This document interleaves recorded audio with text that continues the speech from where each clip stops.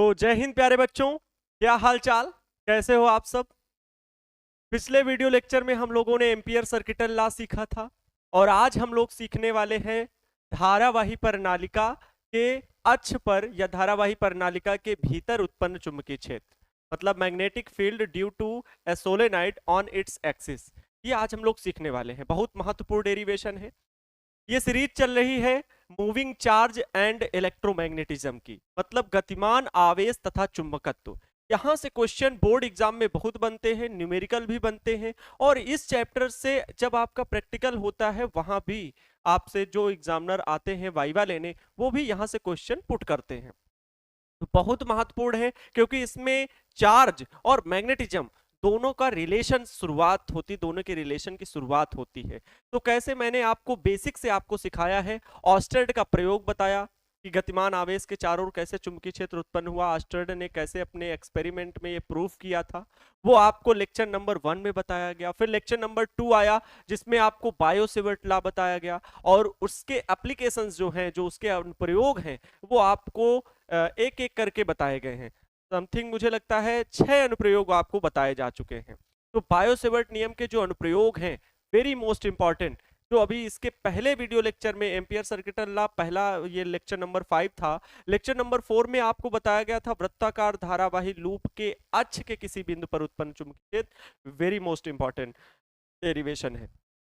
तो उन लेक्चर्स को आप जरूर देख लें ताकि आपके डाउट सारे क्लियर हो जाए। जो भी चीज पढ़ाई जा रही है बिल्कुल सॉलिड है, आपके एग्जाम के दृष्टिकोण से बहुत महत्वपूर्ण है। अगर आप जेई और नीट की भी प्रिपरेशन कर रहे हैं तो इनके फार्मूले को एक जगह जरूर राइट करें ताकि आप फार्मूले बेस्ड जो क्वेश्चन हो, न्यूमेरिकल हो, उनको जरूर सॉल्व कर पाएं। एक चीज और है, मैं डेरिवेशंस एक दो ज्यादा एक्स्ट्रा बता दे रहा हूं। जैसे बायो-सेवर्ट नियम के अनुप्रयोग में एक दो डेरिवेशन जो है वो आपकी बुक में नहीं है, रेफरेंस बुक में भी शायद नहीं होंगे, बट मैंने उनको कवर किया है और थोड़ा अदर वे में भी समझाने की कोशिश की है ना, जिससे आपके सारे डाउट क्लियर हो जाए। आप एंट्रेंस एग्जाम में बैठो किसी, या फिर कह लो न्यूमेरिकल ही सॉल्व करो, तो जो चीजें मैं बता रहा हूं उनसे रिलेटेड प्रॉब्लम आपकी ज्यादा जल्दी से सॉल्व हो जाएंगी। तो चलिए आज वीडियो की शुरुआत करते हैं बिना देरी किए। Yes, my name is Anand Awasthi and this is your beautiful सा क्यूट सा चैनल संकल्प वर्ड। तो आज शुरुआत करते हैं लंबी धारावाही प्रणालिका के भीतर कैसे उत्पन्न चुंबकीय क्षेत्र उत्पन्न होता है। तो कॉपी और पेन निकाल लीजिए और नोट्स बनाना शुरू कीजिए, क्योंकि खुद से बनाई गई नोट्स सबसे बेहतर होती है। छाप लेना, टीप लेना, ये कहीं की आदत नहीं होती है। तो चलिए सीखते हैं, वीडियो की शुरुआत करते हैं। प्रश्न हेडिंग क्या है? लंबी धारावाही प्रणालिका या धारावाही प्रणालिका या प्रणालिका, जितना कम लिखें वही ज्यादा अच्छा है। मैं लिख रहा हूं प्रणालिका के भीतर के भीतर के भीतर उत्पन्न चुंबकीय क्षेत्र के भीतर उत्पन्न चुंबकीय क्षेत्र, ठीक है, के भीतर उत्पन्न चुंबकीय क्षेत्र magnetic field due to magnetic field due to magnetic field due to magnetic field inside magnetic field inside due to a solenoid, ठीक है, सोलेनॉइड। ये हमारे लिए टारगेट हो गया, कह लो लक्ष्य हो गया कि लंबी धारावाही कोई प्रणालिका है, क्योंकि हमारे पास यहाँ पे जो डेरिवेशन होगा वो लंबी धारावाही प्रणालिका का होगा, ठीक है। मैं यहाँ पर दो तरह से आपको डेरिवेशन बताने वाला हूँ, दो तरह से डेरिवेशन बताऊंगा। एक एम्पियर सर्किटल लॉ को यूज करके, जो अभी मैं पहले आपको बताऊंगा, और सेकंड बायो-सेवर्ट नियम का भी यूज करके, क्योंकि उससे पहले आप लोगों ने जो वृत्ताकार धारावाही लूप के अक्ष पर उत्पन्न चुंबकीय क्षेत्र सीखा है, उसके द्वारा मैं आपको बताऊंगा। उसके बहुत अच्छा होगा वो डेरिवेशन भी, ठीक है। तो दो तरह से मैं बताने वाला हूं। सबसे पहले समझते हैं कि प्रणालिका क्या होती है। जो लोग को प्रणालिका पढ़ना है वो लोग तो लाइव इसको देखते रहे, क्रम से चलते रहने दे। जिनको पता है प्रणालिका क्या होती है, कैसे इसमें धारा प्रवाहित होती है, सब बातें बहुत जानकार है, तो वो वीडियो को थोड़ा सा आगे बढ़ा करके अपनी जर्नी स्टार्ट कर सकते हैं, जहां से उनको इंपॉर्टेंट लगे वहां से देख सकते हैं। चलिए समझते हैं प्रणालिका क्या होती है, और धारावाही प्रणालिका के भीतर चुंबकीय क्षेत्र बना निकालने का या उत्पन्न जो हो रहा है उसके कैसे मन में ये पॉइंट आया, ये थॉट थिंकिंग कैसे स्टार्ट हुई, समझते हैं। प्रणालिका क्या होती है, पहले प्रणालिका के बारे में जान लेते हैं। तो प्रणालिका क्या है, एक हम कोई भी नॉन कंडक्टर पाइप ले लें, ठीक, खोखली पाइप, ठोस भी ले सकते हो, कोई दिक्कत नहीं है, बस नॉन कंडक्टिंग हो, मतलब अचालक हो, और इसके ऊपर तार के फेरे लपेट दिए जाएं। इसके ऊपर इस प्रकार से तार के फेरे लपेट दिए जाएं, ठीक है। इसके ऊपर ये प्रणालिका बन रही है। एक के ऊपर जैसे स्प्रिंग देखते हो ना, स्प्रिंग, ठीक वैसे ही कुछ है, ठीक। तार के फेरे ऐसे ऐसे ऐसे ऐसे लपेट दिए जाए। एक खोखली पाइप लिया, उसके ऊपर तार के फेरे एक एक करके टच ना हो, अलग अलग पृथक पृथक रूप से लपेटते हुए चले गए। फिर पाइप को चाहो तो निकाल भी दो, अगर तार थोड़ा सा टाइट है, थोड़ा से अच्छे मेटल का है, तो आप उसको हटा भी दें। तो अब ये जो आकृति दिखेगी ये सोलेनाइड होगी। वैसे हटाओ या ना हटाओ कोई दिक्कत नहीं है, ऐसे भी रख सकते हो, ठीक है। ये आकृति क्या होगी, सोलेनाइड की होगी, ये सोलेनाइड होगा।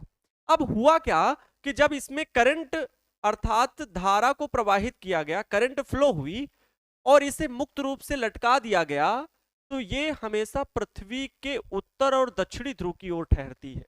कौन, सोलेनाइड।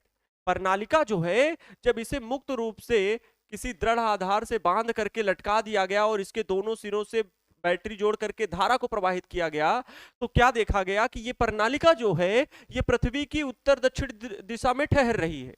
हालांकि पहले पूर्व पश्चिम में या किसी और दिशा में ठहरी हुई थी, लेकिन जैसे ही धारा प्रवाहित की गई तो ये उत्तर दक्षिण दिशा में ठहरी।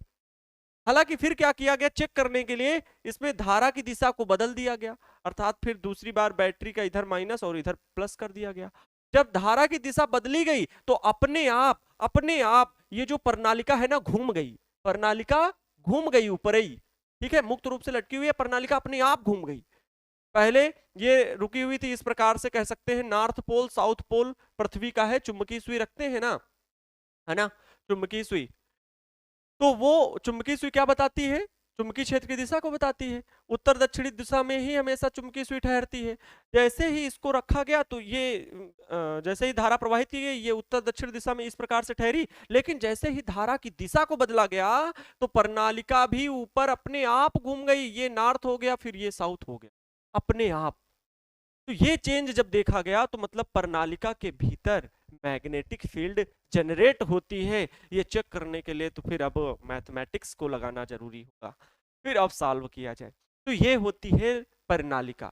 हालांकि यहां पर जो हम लोग सीखेंगे वो लंबी प्रणालिका होगी। कैसी होगी, लंबी धारावाही प्रणालिका, और इतनी लंबी कि उसके व्यास की तुलना में, अर्थात ये जो आप गोलाई देख रहे हो ये, ठीक है, ये गोलाई, उसकी व्यास की तुलना में उसकी लंबाई जो है वो बहुत अधिक है, मतलब व्यास नगण्य है, ये मान के चलिए व्यास नगण्य है, इतनी लंबाई। इसलिए अनंत लंबाई भी बोल दिया जाता है डेरिवेशन में कि अनंत लंबाई की किसी धारावाही प्रणालिका के भीतर उत्पन्न चुंबकीय क्षेत्र का व्यंजक प्राप्त कीजिए।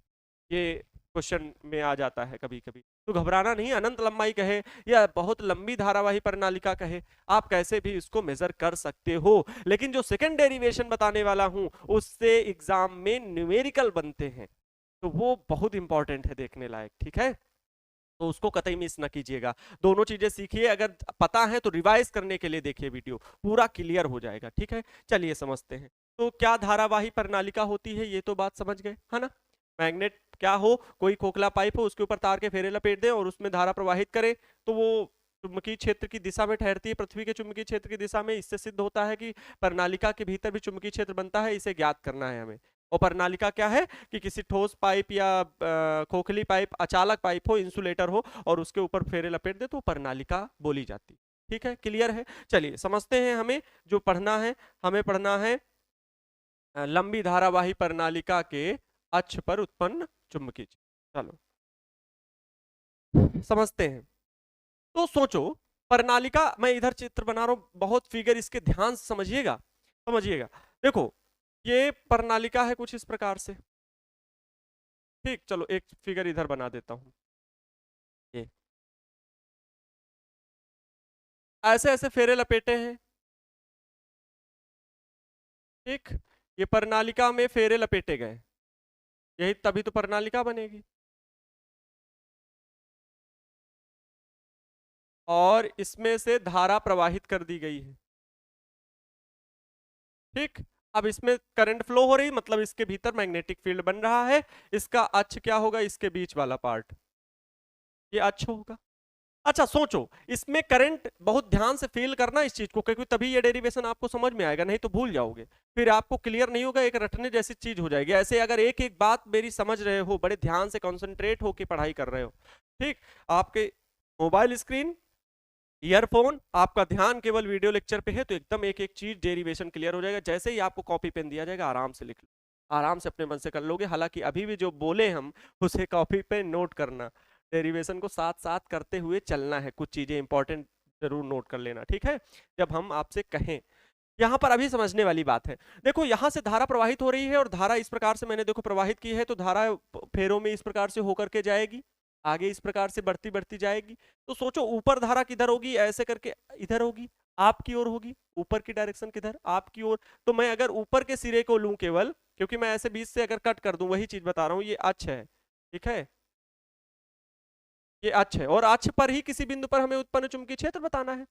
तो सोचो ऊपर क्या होगी मैग्नेटिक फील्ड, ये इस प्रकार से, क्योंकि बाहर की ओर है, समझ रहे हो ना, किधर है, बाहर की ओर है। आप देखोगे चित्र आपके दो बने होंगे आपकी बुक में, अंदर देखो, ऐसे ऐसे मैंने बताया, ये देखो पाइप में ऐसे ऐसे धारा जा रही है, यहां से प्रवाहित की ना, और ये पीछे से गया है फेरा, इसलिए यहां नहीं दिखाया जा रहा है, और बाकी आके ऊपर फिर पीछे से ऐसे, वैसा फील करना है। तो ऐसे ऐसे धारा जा रही, तो सोचो ये गई और ये आके अंदर किधर है, अंदर की ओर है, धारा की दिशा किधर, अंदर, नीचे की ओर। तो नीचे की ओर दिखाने के लिए मैं इसको क्रॉस पॉइंट से दिखा दे रहा हूं, यहां पर धारा की दिशा जो है वो भीतर की ओर है, इस प्रकार से धारा की दिशा भीतर की ओर।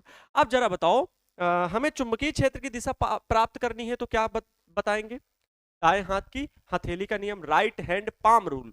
Right hand palm rule, magnetic field ज्ञात करने के दो नियम मैंने बताए हैं, राइट हैंड पाम रूल और मैक्सवेल के पेंच का नियम जो होता है, स्क्रू स्क्रू रूल। उसमें क्या, पेंच को घुमाना है, ऊपर स्क्रू को टाइट करना है, ठीक है, पेचकस की सहायता से।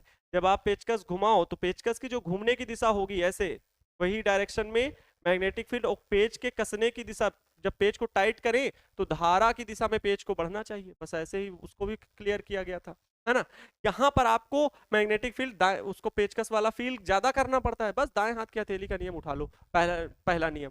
यहाँ पर देखो चुंबकीय क्षेत्र की दिशा किधर होगी, देखो ऊपर जरा देखो, ऊपर की दिशा में, ऊपर देखो कहाँ है धारा, वो धारा किधर आ रही है, आपकी ओर आ रही, जरा समझो, आपकी ओर आ रही, मतलब ऐसे, ये अंगूठा आपकी ओर है, अंगूठा आपकी ओर है, ठीक है। अब उंगलियों के घूमने की दिशा क्या होती है, उंगलियों के घूमने की दिशा चुंबकीय क्षेत्र की दिशा, तो उंगलियां किधर घूम रही, अंदर की ओर घूम रही भैया, ऊपर की ओर नहीं घूम रही ना, उधर कह दो कि उधर जाएगी, ऐसे अंदर की ओर घूम रही। मतलब जो मैग्नेटिक फील्ड बनेगी प्यारे बच्चों, जो मैग्नेटिक फील्ड बनेगी वो इस डायरेक्शन में बनेगी, मैग्नेटिक फील्ड जो बनेगी वो इस डायरेक्शन में बनेगी। जरा एक बार और क्लियर करें, ऊपर वाली सर ठीक है, ऊपर अंगूठा इसे भी तो हो गया आपकी डायरेक्शन में, हाँ ऐसे ऊपर, अच्छा ऊपर वाला देखो, हाँ ऐसे, और अगर ऐसे रखें, ऐसे रखें, धारा की दिशा ऐसे जा रही है, तो उंगलियां किधर हो रही, कर हमारी ओर कर हो रही है, उल्टा सीधा नियम लगा दोगे अंगूठे को धारा की दिशा में रखना है, अंगूठे को धारा की दिशा में रखना है, और जिस तरह से धारा आ रही है ऐसे घूम रही है ना, इस तरह से उल्टा सीधा जाके तो निकालोगे तो फिर उलट पलट दोगे धारा को।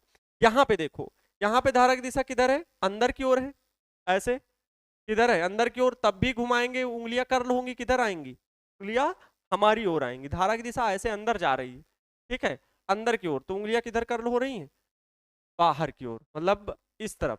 तो चाहे जैसे आप निकालोगे मैग्नेटिक फील्ड की डायरेक्शन, मैग्नेटिक फील्ड की डायरेक्शन किधर होगी, इस दिशा में होगी, ठीक है, इतनी बात क्लियर है। अब चुंबकीय क्षेत्र की दिशा ये है, हमें इसी अक्ष के किसी भी बिंदु पर उत्पन्न चुंबकीय क्षेत्र बताना है।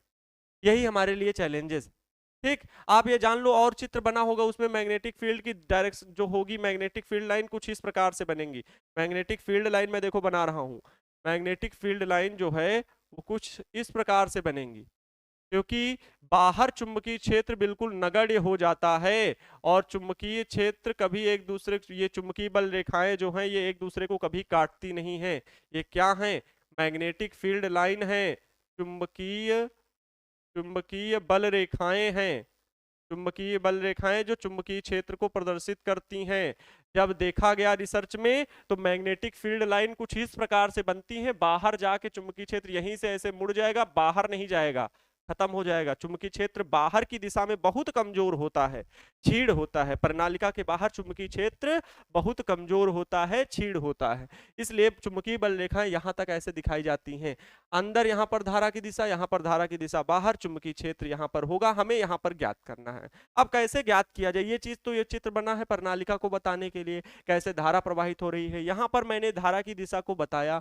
अब तीसरा चित्र बनाते हैं जिसमें एम्पियर सर्किटल लॉ लगा करके हमें वो वैल्यू निकाल। देखो इधर बहुत ध्यान से समझिएगा, ये रही प्रणालिका, ठीक, यहां पर प्रणालिका का ये है अक्ष, ठीक, और यहां पर चुंबकीय क्षेत्र बाहर की ओर कुछ इस प्रकार से, या सॉरी चुंबकीय क्षेत्र कह रहे हैं, धारा की दिशा, यहां पर भी धारा की दिशा अंदर की ओर। हमें अक्ष पर उत्पन्न चुंबकीय क्षेत्र बताना है यहां पर कहीं पर, तो हम उस बिंदु पर जहां पर हमें चुंबकीय क्षेत्र बताना है, यही तो है अक्ष के भीतर, तो एक छोटे से देखो इतना, मतलब एक छोटा सा पार्ट ले लेते हैं, इतना एक छोटा सा पार्ट ले लेते हैं, एल की लंबाई कितनी मान ली? एल, छोटे से पार्ट की लंबाई। लेकिन इतने पार्ट में हमें चुंबकीय क्षेत्र बताना है, क्योंकि चुंबकीय क्षेत्र का मान जो होगा बी सभी जगह समान होगा, पूरे अक्ष पर एक समान होगा। अक्ष का मतलब हो गया बीच में बिल्कुल, तो दोनों ही दिशाओं से धारा की दिशा के लिए, दोनों ही तरफ की धाराओं से जो चुंबकीय क्षेत्र उत्पन्न हो रहा है बिल्कुल समान होगा अक्ष पर। इतनी बात तो समझ ही सकते हो, नीचे और ऊपर सभी जगह पूरा भाई पाइप से ऐसे ऐसे, उसके बीच में अक्ष पर उत्पन्न चुंबकीय क्षेत्र, और व्यास कितना कम है, बहुत कम है। आप कहोगे सर परिधि पर, और ये कितना होगा, वो सब निकालने की जरूरत नहीं है, वो कैलकुलेशन आपको नहीं करनी है। अक्ष पर उत्पन्न, तो अक्ष पर समान होगा चुंबकीय क्षेत्र सभी बिंदुओं। तो यहां पर हमें मैग्नेटिक फील्ड की जो डायरेक्शन मिली है प्यारे बच्चों, मैग्नेटिक फील्ड, ये मैग्नेटिक फील्ड बी, ये हमें फाइंड आउट करना है इस डायरेक्शन में। इसी को लेकर के हम एक आयत की कल्पना कर लेते हैं, क्योंकि एम्पियर सर्किटल लॉ वहीं लगता है जहां पर एम्पियर लूप पहले बना लिया जाए। जहां पर चुंबकीय क्षेत्र निकालना है उससे जाते हुए एक लूप की कल्पना हमने कर ली। एक लूप की एम्पियर सर्किटल लॉ देख लेना जिसने नहीं देखा है, मैंने बताया है कि एम्पियर ने कैसे समझाया कि जिस बिंदु पर उत्पन्न चुंबकीय क्षेत्र बनाना है उसके ऊपर एक ऐसे लूप बना दो, वृत्ताकार धारावाही लूप बनाया गया था वहां पर। तो वैसे यहां पर मैंने आयताकार लूप बनाया, क्योंकि कुछ इस तरह से सीधी रेखा में चुंबकीय क्षेत्र हमें ज्ञात करना है, तो इसलिए हमने एक छोटी सी लेंथ ली एल, और इतनी लंबाई लेकर के एक आयत की कल्पना कर दी। इसकी चौड़ाई मान लो बी है, ठीक है, लंबाई एल है आयत की, तो इसका नाम दे देते हैं, ये हो गया ए, ये हो गया बी, ये हो गया सी, ये हो गया D, A B C D, ठीक, ए बी सी डी। अच्छा स्मॉल लेटर ले लो क्योंकि बी चुंबकीय क्षेत्र है ना, तो स्मॉल लेटर में ले लेते हैं ए बी सी डी। ये आयत हो गया। अब हमें इस आयत से ही संबंधित सभी जगह पर उत्पन्न चुंबकीय क्षेत्र निकालना है। लैंग्वेज आप अपने मन से लिख लेना, माना स्मॉल आर कैपिटल आर त्रिज्या की एक लंबी धारावाही प्रणालिका है जिसमें जिसमें फेरे लपेटे गए हैं, फेरे लपेटे गए हैं, तार के फेरे लपेटे गए हैं। इसमें आई एम्पियर की धारा प्रवाहित हो रही है। तार के अक्ष के किसी बिंदु पर उत्पन्न चुंबकीय क्षेत्र की तीव्रता की गणना करनी है। इसके लिए माना किसी बिंदु पर चुंबकीय क्षेत्र निकालने के लिए एक आयत की कल्पना करते हैं जिसकी लंबाई एल है और चौड़ाई बी है। लिखने की जरूरत नहीं, चौड़ाई की जरूरत क्यों नहीं पड़ेगी वो अभी समझ में आ जाएगा। आयत का नाम क्या दे दे रहे हैं? A B C D. Solve किया जाए, हल करना शुरू किया जाए। तो चलिए कॉपी पेन उठाओ और हमारे साथ मदद करते हुए चलो कैसे सॉल्व करना है। इस आयत से बद्ध टोटल चुंबकीय क्षेत्र निकालने एम्पियर का परिपथीय नियम क्या है? एम्पियर सर्किटल लॉ, समाकलन B dl is equal to mu naught I naught. यही तो है, किसी बिंदु पर चुंबकीय क्षेत्र का रेखीय समाकलन, किसी बिंदु पर उत्पन्न चुंबकीय क्षेत्र का रेखीय समाकलन उससे बद्ध कुल धारा का म्यू नॉट गुना होता है। यही होता है, तो ये हमें अप्लाई करना है। इसका चलो एलएचएस लगाओ, पहले इसका एलएचएस देखा जाए, सॉल्व किया जाए। एलएचएस है ना, पीडीएल के निकालने के लिए जरा देखो समाकलन हम अगर कहां से शुरुआत करें, ए से ये पूरा लूप घूमना है, ए से बी, बी से सी, सी से डी, डी से ए, तो ए से ए तक, ठीक है, टोटल हम कह रहे हैं ए से ए तक, ए से स्टार्ट करके पूरा लूप घूमना है, पीडीएल ये हमें टोटल निकालना है, ठीक है। ए बी सी डी, आयत ए बी सी डी से बद्ध जो टोटल हमें यहाँ पर चुंबकीय याद करना है, ठीक, कैलकुलेट करें। तो हम इकट्ठे तो कर नहीं सकते, पहले इस लंबाई के लिए ए से बी के लिए समाकलन ए से बी लिमिट और वहां का B dl, B dl B vector B vector dl ऐसे, ठीक, क्योंकि इनके बीच का कोण भी देखना पड़ेगा ना हमें यहाँ। फिर प्लस भाई पूरी इस जितने भी आयत माना है सभी का चुंबकीय क्षेत्र का टोटल ही तो ये होगा। हमें यहाँ पर इस पूरे लूप से बद्ध चुंबकीय क्षेत्र निकालना है, पहले बता रहे हैं, जो वो लेक्चर नहीं देखा होगा तो उसे नहीं समझ में आएगा।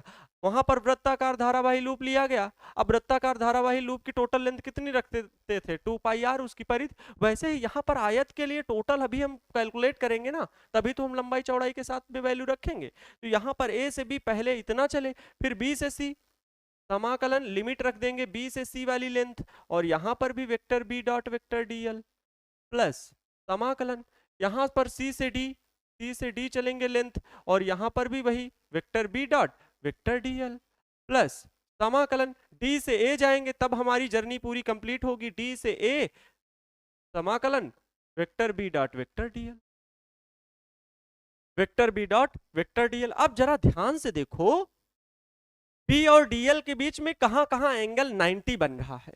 बी इसी डायरेक्शन में है, बी इसी डायरेक्शन में है, इसकी ये लेंथ जरा देखो, इसका ये डीएल क्या है इस तरफ, इसका ये डीएल भी क्या है भाई, डीएल का मतलब लंबाई की डायरेक्शन क्या है, बी से चाहे ऊपर ले लो चाहे नीचे ले लो परपेंडिकुलर है, बी सी ए डी ये दोनों परपेंडिकुलर है, बी सी और ए डी ये दोनों क्या है परपेंडिकुलर, बी बी देखो चुंबकीय क्षेत्र ऊपर, और डीएल मतलब लंबाई के सापेक्ष, ये देखो लंबाई ये रही, तो बी और डीएल के बीच यहाँ पर जो थीटा है ना वो 90 डिग्री है प्यारे बच्चों, 90 डिग्री। तो ये ए से बी के लिए देखो, ए से बी के लिए तो सही है, theta is equal to 0 degree. D से सी पर बाहर है, ये क्या है प्रणालिका से बाहर है, सीडी रेखा ये जो नीचे दिख रही है, यहाँ पर चुंबकीय क्षेत्र 0 होगा, ये हमारी मैग्नेटिक फील्ड लाइन कहती हैं, मैग्नेटिक फील्ड लाइन। अब ये जान लीजिए, ये एक्सपेरिमेंट में पता लगता है बाहर चुंबकीय क्षेत्र नहीं होता, बहुत कमजोर होता है, जो कि हमारे कैलकुलेशन के लिए नहीं यूज है, हम भीतर अब कैलकुलेट कर रहे हैं। ये तो एक्सपेरिमेंटली देख ही लिया गया है कि मैग्नेटिक फील्ड लाइन अंदर ही जाके खत्म हो जाती, बाहर नहीं रहती, ठीक है, बाहर चुंबकीय क्षेत्र नहीं बनता है प्रणालिका के, बहुत छीड़, वो भी पास में, थोड़ा दूर निकल गए तो एकदम खत्म।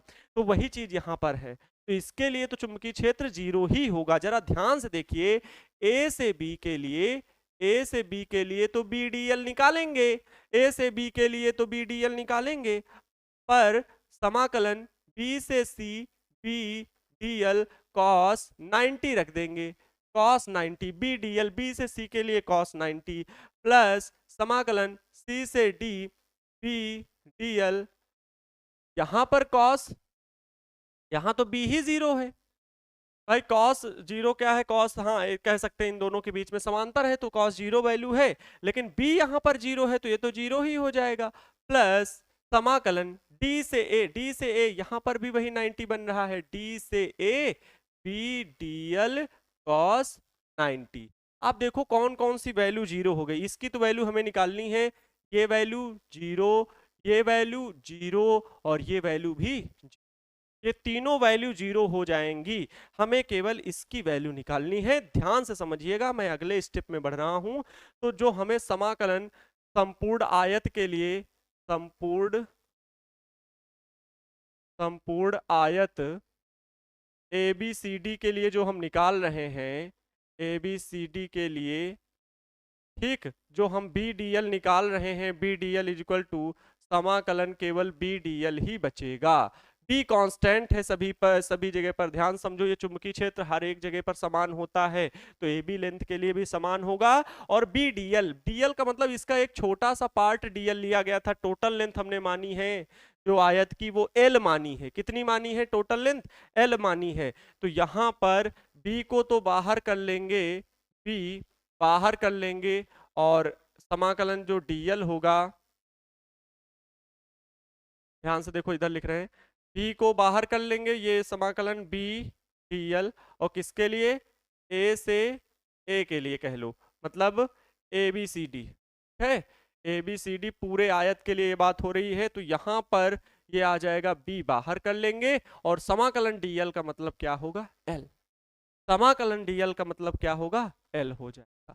ये एलएचएस की वैल्यू आई है बी डीएल। अगर मैं आरएचएस की बात करूं, एम्पियर के परिपथीय नियम में आरएचएस क्या होता है मैंने यहां पर बताया, ये देखो, ये चीज देखो, कंडीशन आरएचएस होता है म्यू नॉट आई नॉट। तो आई नॉट क्या, म्यू नॉट तो कांस्टेंट, आई नॉट क्या है? उस परिपथ से बद्ध नेट धारा, ठीक, परिपथ में प्रवाहित नेट धारा। मान लें अगर कि माना, यहां पर लैंग्वेज आपको लिखनी पड़ेगी, माना एकांक लंबाई में, एकांक लंबाई में, लंबाई में फेरों की संख्या, फेरों की संख्या, एकांक लंबाई में फेरों की संख्या स्मॉल एन है। तो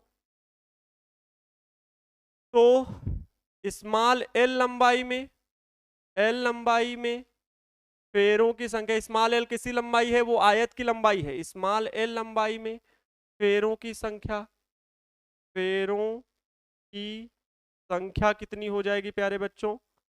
एन एल होगी, एन एल होगी। और एक फेरे से प्रवाहित धारा आई है, तब तब परिपथ, तब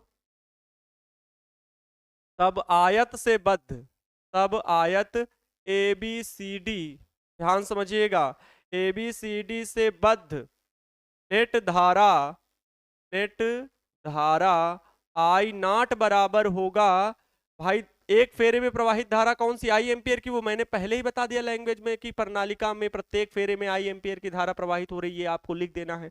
तो यहां पर आई नॉट की वैल्यू होगी एन एल, टोटल लंबाई हो गई, और इसमें प्रवाहित धारा कितनी हो गई? आई, हो जाएगा एन एल आई। तो ये क्या वैल्यू आई? ये वैल्यू आई है आई नॉट की। तो जो आरएचएस होगा, ये आई नॉट हो गया, म्यू नॉट तो पता ही है, तो एम्पियर के परिपथीय नियम से, यहां पर लिखेंगे एम्पियर के नियम से, डायरेक्ट मैं लिख दे रहा हूं, आप अपने हिसाब से लैंग्वेज को थोड़ा सा लिख लीजिएगा। एम्पियर का नियम कहता है कि समाकलन B D L is equal to mu naught I naught. अगर मैं यही वैल्यू यहां पर पुट करूं प्यारे बच्चों, तो बी डी एल क्या मिल जाएगा? ध्यान समझिएगा, बी डी एल मिला है आपको, बी एल मिला है, और is equal to mu naught I naught की वैल्यू क्या मिली है? N L I, N L I, यही तो मिली है, एन एल आई। आप देखो जरा ध्यान से, एल से एल कैंसिल आउट हो जाएगा, एल से एल कैंसिल आउट हो जाएगा, तो बचेगा क्या? B is equal to mu naught, ये एन और ये आई। यही हो जाएगा आपके मैग्नेटिक फील्ड का आंसर, ये हो जाएगा डेरिवेशन। समझ में आया? क्लियर है सभी को? अगर क्लियर है तो लाइक कर दीजिएगा, वीडियो को लाइक शेयर ज्यादा से ज्यादा, ठीक है? सभी लोग को समझ में आ गया? ये हो गया। बहुत इंपॉर्टेंट है, एम्पियर के परिपथीय नियम से लंबी धारावाही प्रणालिका के किसी बिंदु पर उत्पन्न चुंबकीय क्षेत्र ज्ञात करना, वेरी मोस्ट इंपॉर्टेंट, ठीक है? नोट कर लीजिएगा, स्क्रीनशॉट ले लीजिएगा, ध्यान समझ लो एक बार इसको। मैंने कैसे, यहाँ पर लैंग्वेज नहीं राइट की है मैंने, सिर्फ और सिर्फ फिगर ड्रा किया, और इसमें आप, मैं भाषा बोलता गया, आप उसको समझ गए होंगे कि प्रणालिका में हर एक फेरे में कितनी आई एम्पियर की धारा प्रवाहित हो रही है। प्रणालिका के अक्ष पर उत्पन्न चुंबकीय क्षेत्र बताना है, तो हमें पता है अक्ष पर चुंबकीय क्षेत्र समान होता है। एम्पियर का परिपथीय नियम लगाना है तो कोई ना कोई बद्ध आकृति बनानी पड़ेगी, है ना? एक समान, जैसे वहां गॉसियन पृष्ठ बनाते थे स्थिर वैद्युतिकी में, वैसे ही यहाँ पर एम्पियर लूप बनाना होगा, या एम्पियर पृष्ठ कह सकते हो, बनाना पड़ेगा।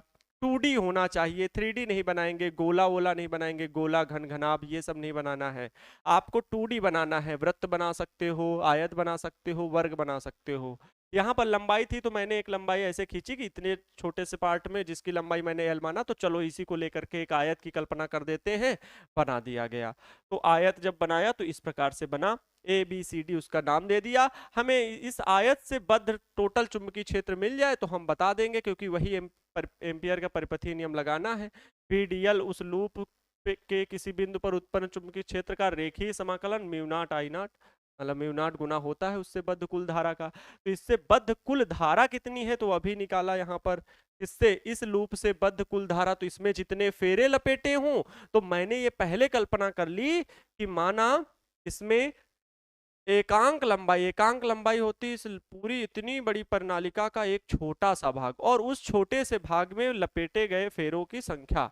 ठीक है, तो फेरों की संख्या हमने कितनी मानी, स्मॉल एन है। तो एल लंबाई में फेरों की संख्या, एकांक लंबाई में एन, तो एल लंबाई कोई भी पार्ट हो सकता है, कितना भी बड़ा हो सकता है। तो जैसे एक लंबाई में भाई इतने फेरे, तो 10 लंबाई में 10 से गुणा, वैसे ही एल लंबाई में तो यहाँ पर एल से गुणा, तो एनएल होगी उस लूप की लंबाई के अनुसार। तब आयत एबीसीडी से बद्ध नेट धारा एक फेरे में आई, तो एनएल फेरे में कितनी हो जाएगी, एनएल आई धारा हो जाएगी, नेट धारा। भाई जितने फेरे गए हों उस आयत के बीच में से 10 बार 15 बार जितने फेरे गए होंगे सभी को काउंट करना होगा ना। ये चीज मैंने सिखाई वहां पर एम्पियर के परिपथीय नियम, इसीलिए कह रहे हैं एम्पियर सर्किटल लॉ देख करके आना, इसको तो ज्यादा अच्छे से आप समझ पाओगे। तो ये डेरिवेशन क्लियर होता है। अगर संपूर्ण प्रणालिका में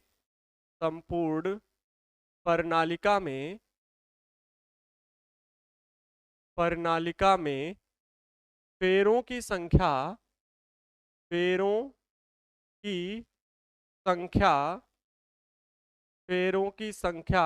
कैपिटल एन हो तो ये जो कैपिटल एन है ये एकांक लंबाई में फेरों की संख्या तथा एल लंबाई उसके गुणनफल के बराबर होगा, एन बराबर एन एल। यहां से अगर हम स्मॉल एन की वैल्यू निकालें तो स्मॉल एन बराबर कैपिटल एन अपान में एल हो जाएगा। ये वैल्यू यहां पर रख दीजिए, तब भी इज इक्वल टू क्या मिल जाएगा, mu not into capital N I और अपान में एल हो जाएगा। तो ये फार्मूला भी हो जाएगा जहां पर कैपिटल एन क्या है, संपूर्ण लंबाई में फेरों की संख्या है कैपिटल एन। तो ये भी यहां पर फार्मूला आपको इतने तक करके आना है। अगर यहां तक करके आ तो तब भी आपका डेरिवेशन सही होगा, पर अगर ये कर दोगे तो अति उत्तम होगा, सबसे ज्यादा सही। क्लियर है, ये डेरिवेशन आपका यहां तक क्लियर होता है। ठीक है, दूसरी विधि चले। दूसरी विधि वो थोड़ा सा आपको बुक पे नहीं मिलेगी, वो आपको बुक पे नहीं मिलने वाली, वो एडवांस है। ठीक है, वो एडवांस है, ये आपको हर जगह बुक पे मिलेगी। करें उसको, स्टार्ट किया जाए एक जोरदार ऊर्जा के साथ, जुनून के साथ। चलिए आइए समझते हैं।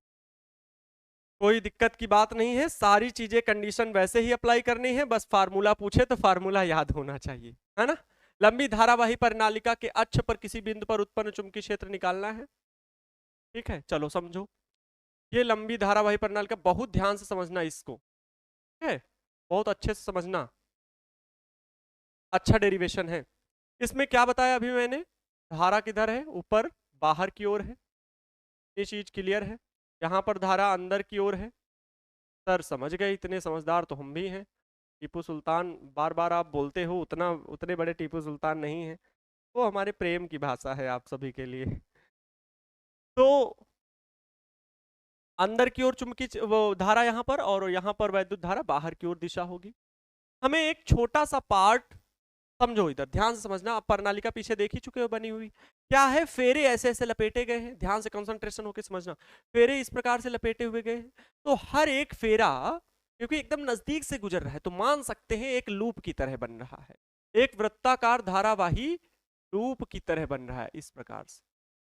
ठीक है, ये जो प्रणालिका है इसका ये एक फेरा एक लूप बना रहा है, ऐसे घूम गया, फिर अगला, फिर दूसरा, फिर तीसरा, ऐसे ऐसे चले जा रहे हैं। तो एक फेरा एक लूप बना रहा है, और इसका हम ये अक्ष ही तो मान सकते हैं इस प्रकार से। यहां पर भी इसके अक्ष पर ही तो उत्पन्न चुंबकीय क्षेत्र बताना है। ठीक है, इसके अक्ष पर ही चुंबकीय क्षेत्र बताना है। थोड़ा सा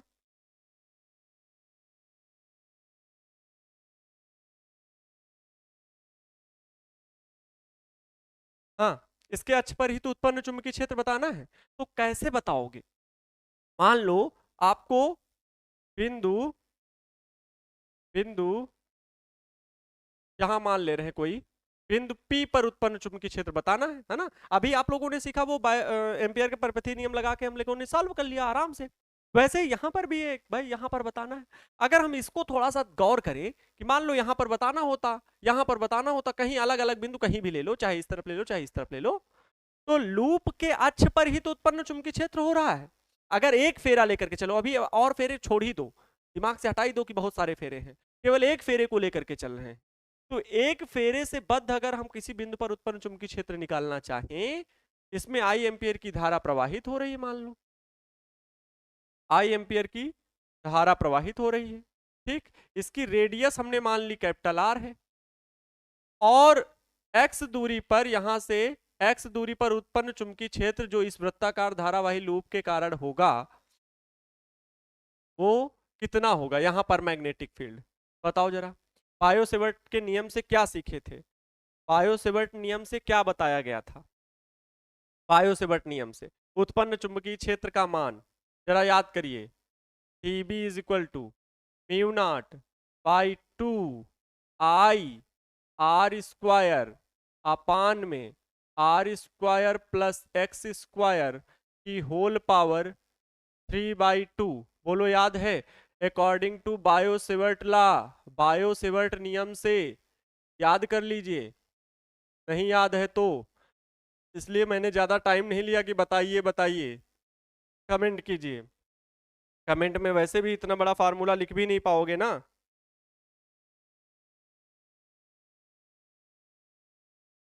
समझ में आया? TB is equal to mu not by 2। Copy निकाल के देख लो एक बार फार्मूला राइट है कि नहीं। ठीक है, अब हमें यहां पर ये फार्मूला बायो-सेवर्ट नियम से पता है। अब आप कह रहे हैं सर ठीक है, बिल्कुल मान गए कि एक लूप बन रहा होगा और उस लूप के अक्ष पर किसी बिंदु पर उत्पन्न चुंबकीय क्षेत्र हम निकालते हैं तो निकाल सकते हैं। बायो-सेवर्ट नियम से ये फार्मूला हो गया, TB is equal to mu not by 2 I R square upon में R square plus X square की होल पावर 3/2। ये क्लियर है? ये चीज समझना। मैं यहां पर एक छोटा सा पार्ट कट कर ले रहा हूं, एक छोटा सा पार्ट, ये जो है इसकी लेंथ मान लिया dx है, ठीक है।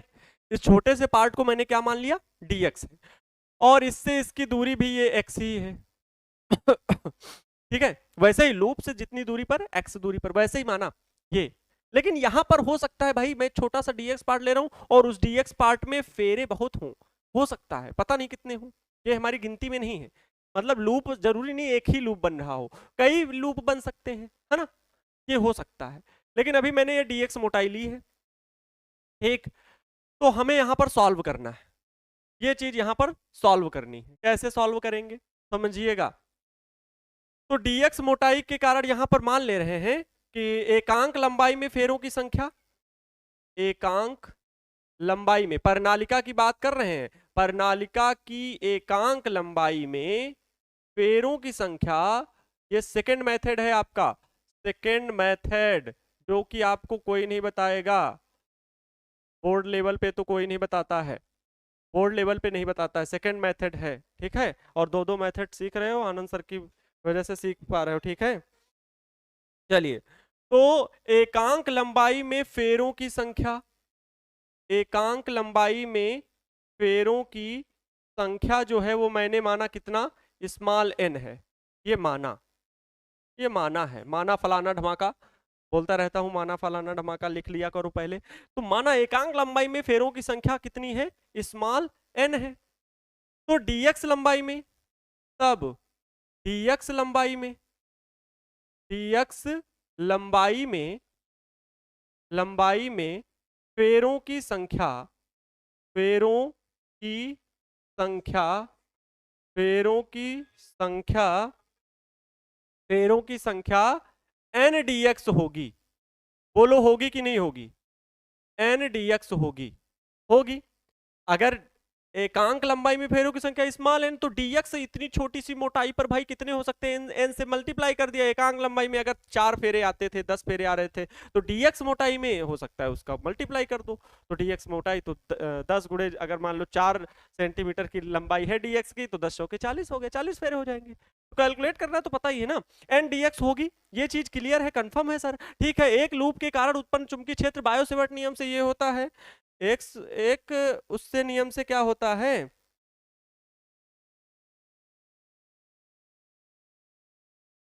ठीक है, समझिए। तो एकांक लंबाई में फेरों की संख्या n और dx मोटाई में फेरों की संख्या n dx हो जाएगी। इतनी चीज क्लियर हो गई।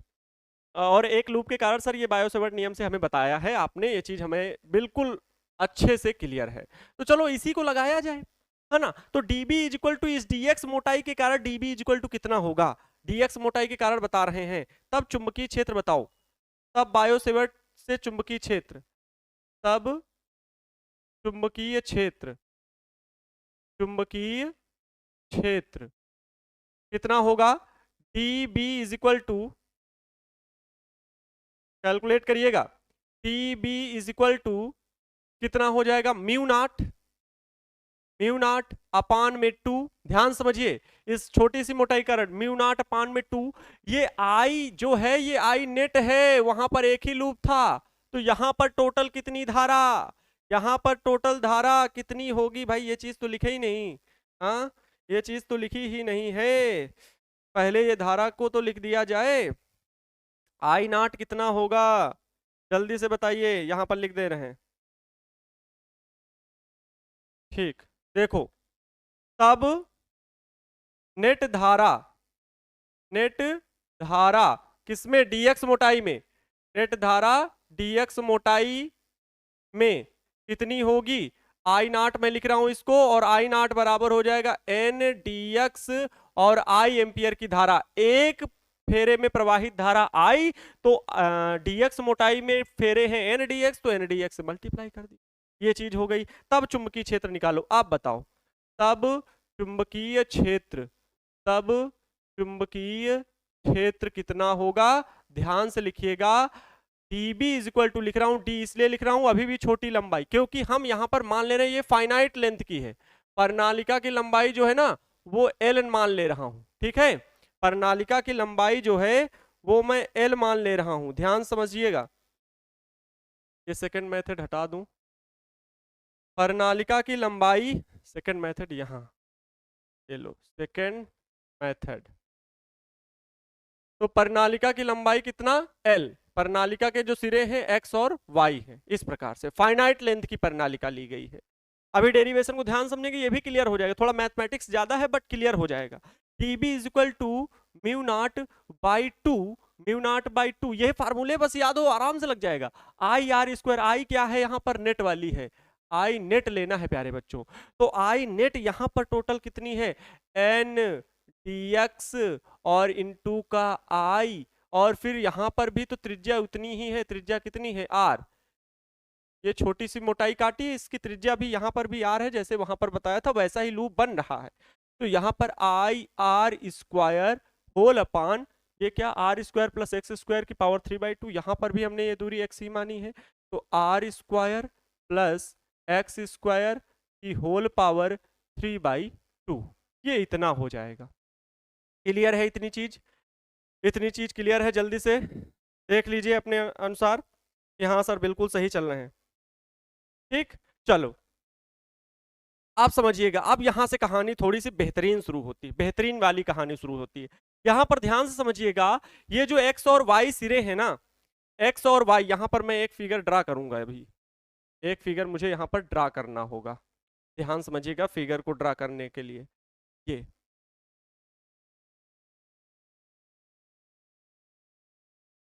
ये फिगर, ये आपका अक्ष है, ठीक है, यहां पर बिंदु P लिया गया है, ठीक, यहां पर ये dx मोटाई का एक छोटा सा पार्ट कट किया गया है, dx मोटाई का, हाँ, और ये लेंथ आपकी कितनी ली गई है, ये x ली गई है, ये कैपिटल R है, हाँ। तो यहां से ये पूरी प्रणाली का, अब हम क्योंकि निकालने वाले हैं छोटी सी, ये dx के कारण तो हो गया इतना चुंबकीय क्षेत्र, क्लियर, इतना चुंबकीय क्षेत्र तो हो गया, छोटी सी लंबाई dx मोटाई के लूप के कारण उसमें जितने फेरे और सब चुंबकीय क्षेत्र इतना होगा। लेकिन संपूर्ण इतनी बड़ी प्रणालिका के कारण, प्रणालिका की लेंथ ये है, ठीक है, संपूर्ण प्रणालिका के कारण, तो यहां पर कितना हो जाएगा बी से। देखो अब इसके लिए मैथमेटिक्स शुरू होती, प्रणालिका के लिए यहां पर ये इसका सिरा, ये इसका सिरा, ये तो जो प्रणालिका का ये y सिरा है, ये x सिरा है, प्रणालिका का ये x सिरा है, ये y सिरा है। तो यहां पर अक्ष के साथ ये एंगल जो है, ये एंगल, ये θ2 है, ध्यान समझिएगा, और ये टोटल एंगल जो है वो θ1 है। टोटल ये y से जो शुरू हुआ ये इधर y ही माना था ना, अच्छा इधर वाला x माना है क्या, इधर वाला x कर लो, ये वाला y कर लो, ठीक, चलो।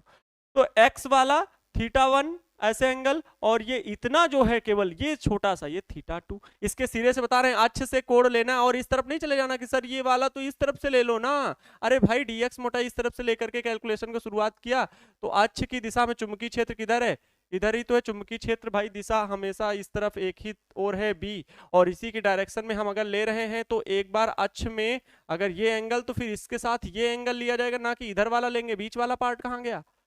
ये सब कैलकुलेशन मैथमेटिक्स की होती है, ज्यामिति थोड़ी सी समझो। तो हमने यहां पर इतना बना एंगल क्या हुआ θ2, और ये इतना पूरा एंगल, ये वाली लाइन से ये वाला पूरा एंगल θ1। जो लोग इस जगह ना समझ पाओ, थोड़ा सा वीडियो को बार बार बैक करके चेक कर लो कि सर क्या बता रहे हैं, कहां से कहां का एंगल, ठीक है। एक बार क्लियर कर दे रहा हूं, इस अक्ष से जो चुंबकीय क्षेत्र की दिशा है उससे ये वाला सिरा जो है वो θ2 इतना कोण बना रहा है, और फिर ये वाला सिरा चुंबकीय क्षेत्र की दिशा से ये इतना, ये टोटल जो है वो θ1 है, ये लिखा हुआ है θ1 और θ2, ठीक। ये यहां पर हमें अप्लाई करना है। तो लिमिट जो होगी, क्योंकि इतनी लंबाई हमने कितनी मानी है, L मानी है ये, तो संपूर्ण लंबाई के कारण चुंबकीय क्षेत्र, संपूर्ण लंबाई L के कारण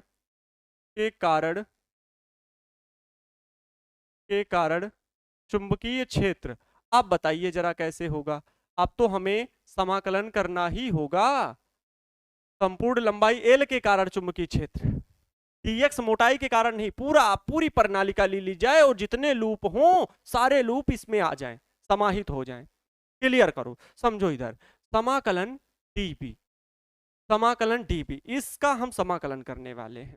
समाकलन db इज इक्वल टू समाकलन, ध्यान से समझो, ये एक छोटे से मोटाई dx मोटाई के कारण इसमें जितने लूप थे वो ठीक इसी के फार्मूले को लेकर के हमने अप्लाई किया।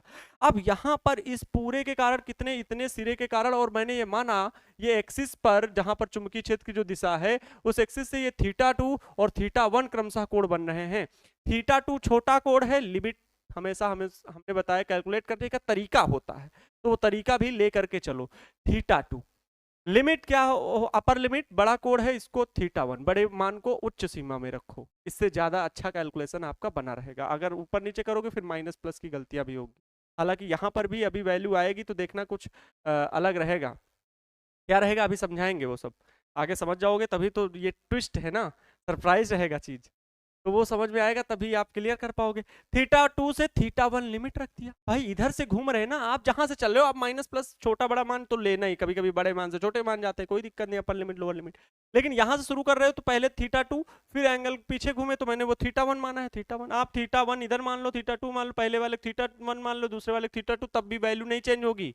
बस मैंने वो θ2 से θ1, पहले जब कोई कैलकुलेशन हो तो वहां पर θ1 बोला जाता है तो ज्यादा अच्छा लगता है, cos θ1 plus cos θ2 sin θ1 plus sin θ2, तो ऐसा देखने में ज्यादा अच्छा लगता है, इसलिए मैंने अपर लिमिट θ1 लोअर लिमिट θ2, जिससे अच्छा न्यूमेरिकल लगे, डेरिवेशन जो है वो अच्छा देखने में लगे, इसलिए बस कर रहा हूँ और कुछ नहीं। तो θ2 पहले मैंने छोटा मान और बड़ा मान θ1, ध्यान से समझो, ये पूरी वैल्यू उठा वहां रख दो भाई, यही तो है। इसी का तो आपको समाकलन करना है पूरी विधि के लिए, μ0/2 NIDX R square whole upon R square plus X square की होल पावर 3/2। हाँ इतनी बात तो सर समझ गए, इतना तो हम भी कर लेते हैं, है ना। समस्या यहां से शुरू होती है कि ये जो dx है इसको अब क्या करना पड़ेगा, क्योंकि लिमिट है थीटा 1 थीटा 2 में, तो dx को d थीटा में चेंज करना पड़ेगा। dx को d थीटा में चेंज करना पड़ेगा। अब dx को d थीटा में कैसे चेंज करें? देखो सीमाएं क्या हैं आपकी, सीमाएं थीटा 1 व थीटा 2 है। अतः सीमाएं थीटा 1 व थीटा 2 हैं। अतः dx को d थीटा के रूप में बदलने पर अब dx को d थीटा के रूप में कैसे बदला जाए, जरा चित्र देखो, चित्र में ध्यान से देखो। ये वैल्यू अगर मैं ये एंगल, भाई ये इतना वाला एंगल थीटा मान रहा हूं, तो ये यहां से dx वाले से देखो भाई, इधर ना चले जाना, सिरा कह दो, सिरे वाले से तो थीटा 1 थीटा 2 लिया, ये एंगल थीटा 2, तो कोण के सामने वाली भुजा ये लंब, ये आधार, क्योंकि ये तो कर्ण होगा। तो लंब बटे आधार वैल्यू हमें पता है, कर्ण हमें नहीं पता है, लंब पता है, आधार पता है। तो इसके लिए हम tan थीटा में जा सकते हैं, लाल बटे कक्का से, कक्का ए लास्ट में और लाल ऊपर, लंब बटे आधार, क्लियर हो जाएगा। समझो इधर ध्यान से, हम क्या कर सकते हैं, चित्र से ध्यान से देखो, चित्र से तो हमें मिल जाएगा tan थीटा बराबर लंब बटे आधार, लंब वैल्यू r है और आधार है x। यहां से tan थीटा बराबर लंब बटे आधार हो गया, x की वैल्यू अगर मैं निकालूं, क्योंकि x को ही चेंज करना है, x बराबर मिल जाएगा, x इधर tan थीटा इधर, मतलब r अपान tan थीटा मिल जाएगा, r अपान tan थीटा। अच्छा 1 अपान tan थीटा को क्या लिखते हैं, cot थीटा लिखते हैं, तो x इज इक्वल टू मिल जाएगा r cot थीटा, ये एक मान मिल गया, क्लियर है इतना, r cot थीटा। अब इसका हम क्या कर दे रहे हैं, अवकलन कर दे रहे हैं, इसका हम कर दे रहे हैं अवकलन, थीटा के सापेक्ष अवकलन करने पर ठीक, क्योंकि cot थीटा का अवकलन हो जाएगा इसका, तो ये हो जाएगा dx अपान में d थीटा, ये अवकलन तो पता है ना, d अपान में d थीटा लिखते हैं, किसका कर रहे हैं इधर LHS में, x का कर रहे हैं, तो d अपान d थीटा, x क्योंकि थीटा के सापेक्ष कर रहे हैं तो थीटा नीचे होगा, बराबर r, तो कांस्टेंट है क्योंकि थीटा के सापेक्ष कर रहे हैं तो r कांस्टेंट होगा, cot थीटा का अवकलन क्या होगा, cosec स्क्वायर, क्या होगा cosec, सॉरी माइनस होता है, हाँ माइनस याद आया, माइनस cosec स्क्वायर थीटा, तो माइनस cosec स्क्वायर थीटा ये हो गया dx अपान में d थीटा को, dx को हमें निकालनी dx की वैल्यू, तो d थीटा को उधर ट्रांसफर कर दें, तो dx बराबर मिलेगा माइनस का r cosec square theta into d theta, ये दो वैल्यू हमें मिल गई, यही हमें दो जरूरत है, इन दो वैल्यूज की हमें बहुत जरूरत है। क्लियर हो गई इतनी बात? देखो ये बात क्लियर है सर, इतनी बातें हम समझ गए। अब ये वैल्यू अगर मैं वहां पर पुट करूं, कहां पर, ये जरा देखो चेक करो, इसमें ये वैल्यू में हम ये वैल्यू सारी पुट कर रहे हैं, ध्यान से देखिएगा, क्योंकि मुझे ये बार बार देखना पड़ेगा पीछे आकर के, है ना, ये वैल्यू बार बार मुझे चेक करना पड़ेगा।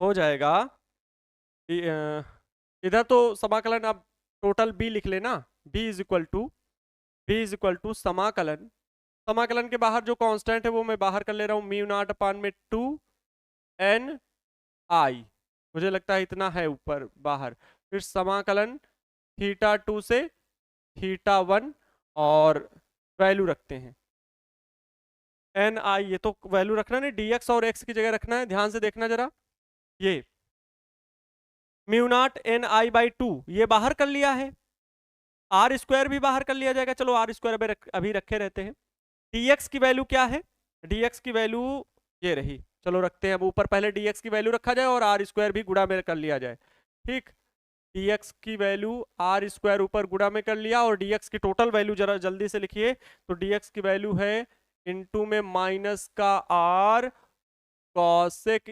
स्क्वायर थीटा d थीटा, और whole upon R square plus X square होगा, R square plus X square कितना है ये आर कॉट थीटा, तो आर कॉट थीटा का मतलब R square cot square theta, समझ रहे हो ना, मैंने स्क्वायर कर दिया भाई, आर स्क्वायर और कॉट स्क्वायर थीटा, ये इतना मिल जाएगा, डी थीटा ऊपर है। चलो इसकी पावर भी तो लगा दो, भूलना नहीं, बहुत कठिन हो जाएगा फिर। 3/2 हो गया, कोई कैलकुलेशन टफ नहीं है, कोई चीज बस भूलो ना, मैं तो आगे पीछे आ रहा हूं ना, इसलिए थोड़ी सी गलती हो सकती है, इसलिए बाकी आप क्रम से करते जाओ, आराम से हो जाएगा। ऊपर जगह देखो माइनस को भी बाहर कर लेंगे, गुणा में है भाई, R R square R cube हो गया, ध्यान से समझिएगा। अच्छा देखो यहाँ नीचे भी ध्यान देना, आर स्क्वायर इन दोनों पदों में है, यहाँ भी है यहाँ भी है, तो आर स्क्वायर पूरा बाहर ले सकते हैं, लेकिन घात के साथ, जितनी घात है ना उतनी पूरी घात के साथ बाहर कर सकते हैं, ध्यान समझो ये वाली बात।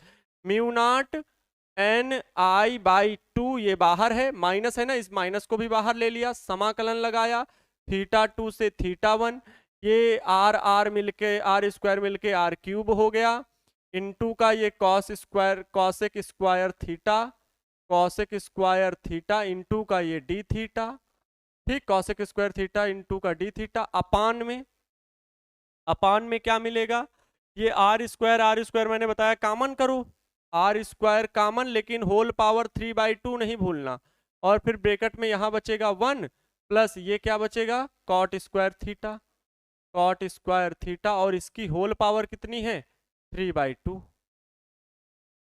होल स्क्वायर पावर कितनी है 3/2, जरा देखो ये 2 से 2 मर जाएगा, फिर बचेगा आर क्यूब, और आर क्यूब ऊपर भी है तो आर क्यूब से ये सब मर गया ना, काम खत्म ना, इसीलिए तो मैंने ये काम किया था। अब देखो minus mu naught N I by 2 बचा, समाकलन थीटा 1 से थीटा 2 से थीटा 1, अब क्या ऊपर कॉसेक स्क्वायर थीटा है, चलो लिख लो कॉसेक स्क्वायर थीटा, कोई स्टेप मिस नहीं करना, कॉसेक स्क्वायर थीटा और इनटू का डी थीटा, होल अपान ये 1 प्लस कॉट स्क्वायर थीटा क्या है कॉसेक स्क्वायर थीटा है, कॉसेक स्क्वायर थीटा, ध्यान से समझना, कॉसेक स्क्वायर थीटा, और इसकी होल पावर कितनी है 3/2 है, इस 2 से ये मरा, 3 से ये टोटल कॉसेक स्क्वायर मर गया, कॉसेक स्क्वायर थीटा ही तो केवल बचेगा ऊपर, और नीचे है कॉसेक क्यूब थीटा, भाई स्क्वायर से ये स्क्वायर मर गया था ना, ये स्क्वायर का मतलब होता है पूरे का स्क्वायर, समझ रहे हो, तो ये स्क्वायर से ये स्क्वायर बचा, नीचे बचा कॉसेक क्यूब थीटा, ऊपर बचा कॉसेक स्क्वायर थीटा, तो क्यूब से स्क्वायर खत्म हो गया, नीचे केवल एक कॉसेक थीटा बचा है, यहां पर केवल 1 कॉसेक थीटा बचा है, ये बात समझ लो, कैलकुलेट कर लेना, फिर से एक बार यहां से आके देख लो, रिवाइज कर लो, ठीक है, तो ये बन जाएगा माइनस का म्यू नॉट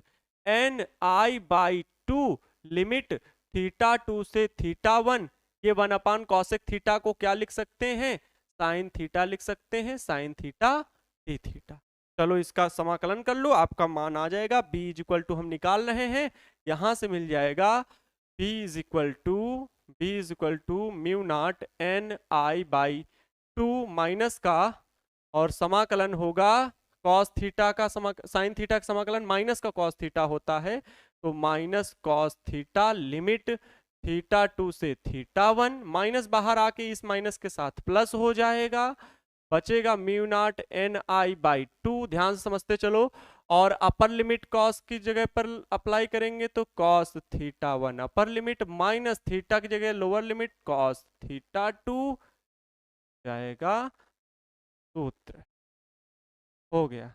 सर यही प्राप्त कर रहे थे क्या? बिल्कुल यही हम प्राप्त कर रहे थे।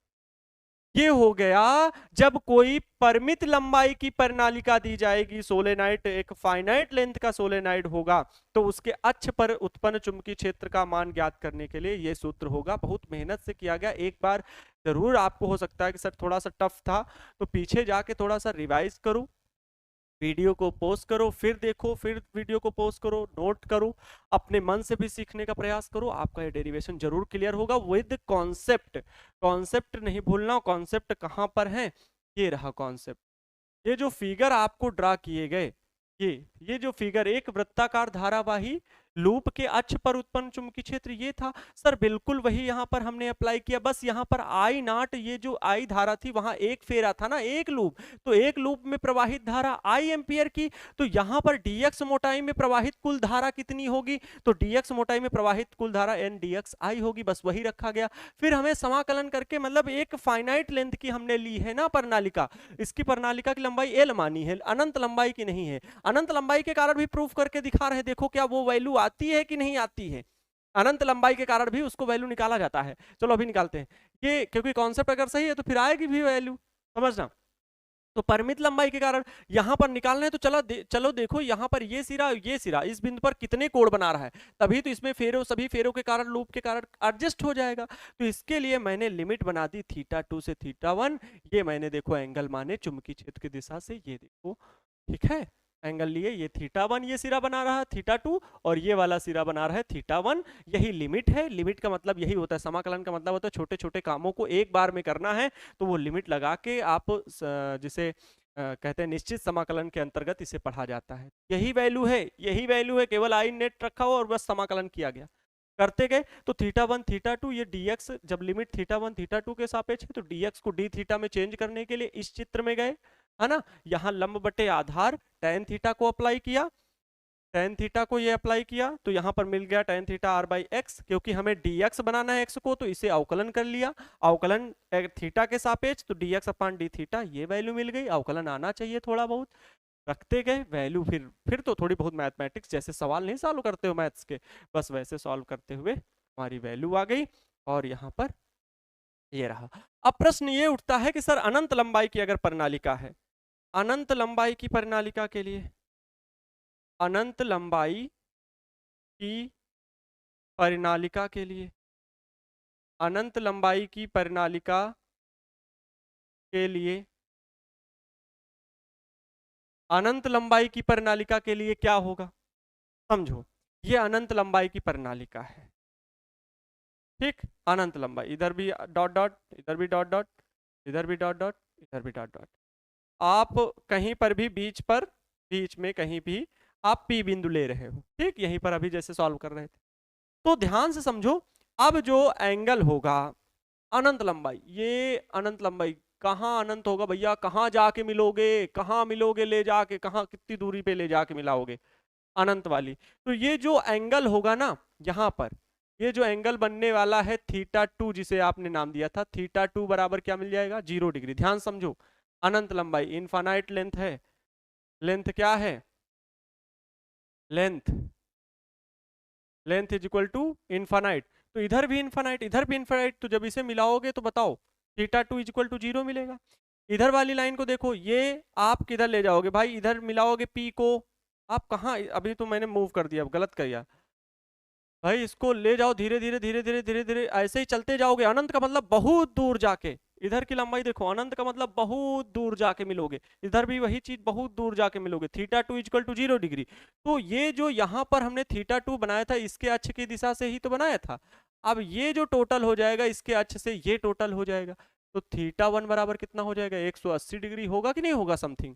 अब ये वैल्यू यहाँ पर पुट करिए, ये वैल्यू पुट करिए, तो b is equal to mu naught n i by 2 समाकलन ब्रैकेट cos θ1 कितना है 180 degree, cos 180 degree minus cos θ2 कितना है 0 डिग्री, तो ये बन जाएगा mu naught n i by 2, तो cos 180 की वैल्यू कितनी होती है, cos 180 की वैल्यू होगी माइनस का 1, माइनस cos 0 की वैल्यू कितनी होती है -1 होती, cos 0 की वैल्यू 1, लेकिन ये माइनस लगा हुआ है ना, तो -1 हो जाएगा, -1 कितना हो जाएगा, माइनस का 2 हो जाएगा, तो mu naught n i by 2 into का -2, 2 से 2 कैंसिल आउट, ये आ गया mu naught n i, b is equal to, अच्छा माइनस भी है सर, कहेंगे माइनस भी लगाओ, तो माइनस क्यों आया, ये भी देखो, ये मैग्नेटिक फील्ड में माइनस कोई जरूरत नहीं, वैसे दिशा चुंबकीय क्षेत्र की दिशा के विपरीत हमने ये वैल्यू निकाली है, देखो जरा चेक करो कहां पर निकाली है, आओ चित्र को समझाते हैं। ये देखो चुंबकीय क्षेत्र की दिशा इधर, और हमने ले ली थी डायरेक्शन इधर निकालने वाली, ठीक, पक्का बता रहे हैं, ये आपका होमवर्क है, जो बच्चे मेहनती हैं वो ऐसा जरूर करेंगे। मान लो एक आप जेई वाला इंजीनियरिंग वाला सवाल सॉल्व कर रहे हो, मेडिकल वाले स्टूडेंट हो ना, तो नीट का सवाल सॉल्व कर रहे हो, इसके राइट हैंड पे लेना, राइट हैंड पे, और जब इधर लेंगे तो चुंबकीय क्षेत्र ये जो θ1 θ2 एंगल बने हैं ना, ये θ1 θ2, तो आपका जो ये प्लस या माइनस की जो मिस्टेक हो रही है, प्लस माइनस जो आ रहा है, ये -1 -2, ये यहाँ पर 1 बनेगा और ये cos 180 हो जाएगा पक्का। भाई देख लो ना, ये 180 फिर इधर वाली लोगे ना तो वैल्यू वो सीधा इधर आएगा, तो ये एंगल चेंज हो जाएंगे, तो यहाँ पर 0 और यहाँ पर 180, तो +1 बना रहेगा, फिर वैल्यू प्लस में आएगी। कोई दिक्कत नहीं है। मैग्नेटिक फील्ड निकाल रहे हो, कॉन्सेप्ट क्लियर होना चाहिए, सब कुछ आपको क्लियर रहना चाहिए कि हाँ सर ये क्यों आ गया माइनस। तो देखो चुंबकीय क्षेत्र इधर, और आपने जो डीएक्स खंड के पार्ट निकाला चुंबकीय क्षेत्र, वो इसके अपोजिट डायरेक्शन, ठीक है। तो अगर यहां पर लेकर के निकालोगे तो फिर θ1 θ2 जो है वो वैल्यू चेंज हो जाएंगी, फिर आपकी कैलकुलेशन आ जाएगी। वैसे भी मैग्नेटिक फील्ड में आपको ये माइनस से कोई मतलब नहीं है, आपकी वही वैल्यू आ गई जो पहले सॉल्व की थी, ठीक है। क्लियर है सभी को? तो मुझे लगता है ये डेरिवेशन भी क्लियर हो गया होगा। एम्पियर का परिपथीय नियम, जिसकी सहायता से हमने ये ज्ञात किया किसी लंबी धारावाही प्रणालिका के अक्ष पर उत्पन्न चुंबकीय क्षेत्र, परिमित लंबाई की प्रणालिका के अक्ष पर उत्पन्न चुंबकीय क्षेत्र, ये भी निकाल लिया। तो दो विधियां आपको बताई गई। परिमित लंबाई वाला ये मान लो एक डेरिवेशन था, और इसके द्वारा अनंत लंबाई के लिए निकाल ही सकते हो, वो तो बाद में अपने आप कर लेना है। तो इससे दो चीजें, तीन डेरिवेशन मान लो हो गए आज के लेक्चर में, है ना। तो मुझे लगता है आप सभी को वीडियो लेक्चर पसंद आया होगा, और ये मेहनत ऐसे ही चलती रहे, आप सभी की मेहनत रंग लाए, आप सभी अपने लक्ष्य में सफल हो, यूपी बोर्ड में, सीबीएसई बोर्ड में, जिस भी बोर्ड में हो आप अच्छे अंक प्राप्त करो, ऐसी मेरी शुभकामनाएं हैं। तो wish you all the best. इन्हीं शुभकामनाओं के साथ आप सभी खुश रहें, मस्त रहें, और दूसरों को भी खुश रखें। मिलते हैं आप सभी से इसी ऊर्जा और जोश के साथ नेक्स्ट वीडियो लेक्चर में। तब तक के लिए जय हिंद, वंदे मातरम।